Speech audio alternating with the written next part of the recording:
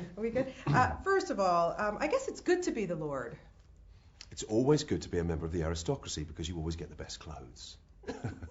He does have some nice clothes, doesn't he? Mm. Yes. What was it about? I mean, for me, I love seeing you play the bad guy. You just do it so well. Thank you. What was it about, Lord Blackwood that you said, wow, what made it different for you?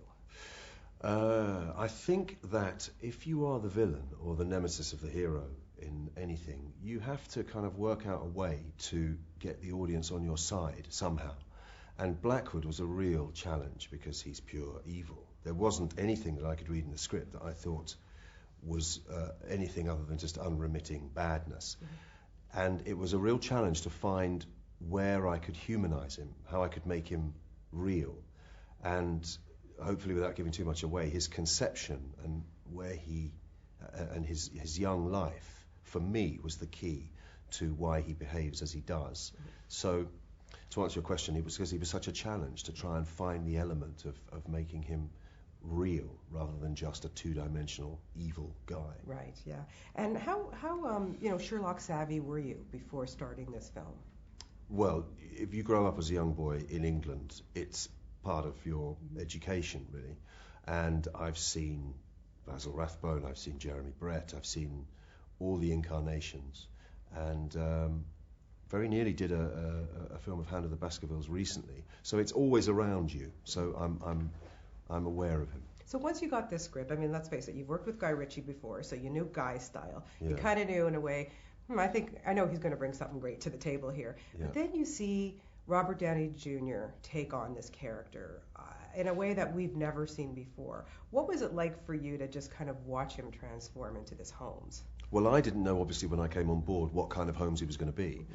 When I heard that he was playing Holmes, I was delighted because I've been a big fan. As a fellow actor, I just know that his kind of mercurial ability to transform himself into pretty much anything is amazing.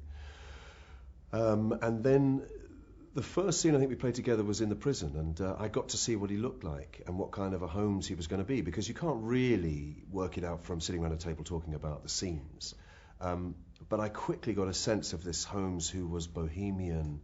He was quite casual, quite obsessive, compulsive. And what I love more than anything is the idea that his ability to solve problems and spot clues is born of a mental over-energy that he has, a kind of excess of mental energy that almost prevents him from being unable to block out clues. And then I realised kind of obviously the fusion of what Guy brings to the table, which is that, and what Robert brings as an actor, and what's in the stories and short stories. The fusion of all those things makes for a really interesting new version of Sherlock Holmes, but still rooted in, where he comes from. What impressed you about Robert once you saw him, getting into this character? And his intelligence and his energy. Because I think as an actor, you have to have. I've been asked once what makes a great actor, and I think the thing that I think is more than anything is appetite. You have to want to take this thing on, and Robert's appetite for this part was evident from the day one. Yeah, and then you see him with Jude Law.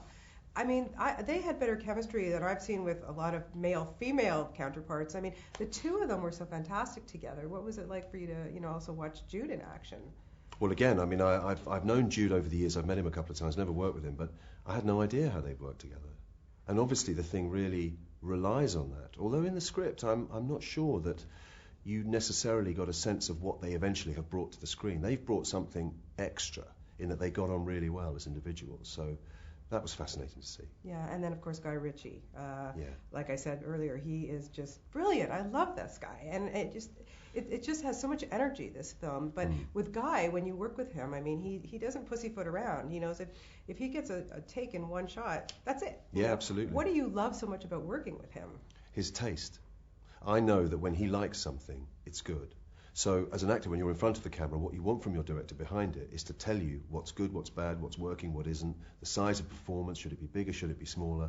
And if you trust their taste, which I do with Guy completely, you're in safe hands. What was it like for you to work with, the special effects and all that type of, stuff that was going on in this film? There's so much of it. But yeah, you did shoot a lot on location too in London. So that must have been very comfortable for you as well. Yeah, the special effects element, which was most interesting, was all the stuff on the bridge, because that was actually shot in a studio in Brooklyn. And of course, there are things that happen on that bridge that we couldn't have done in real life. Girders crashing down, things like that. And you had to imagine everything.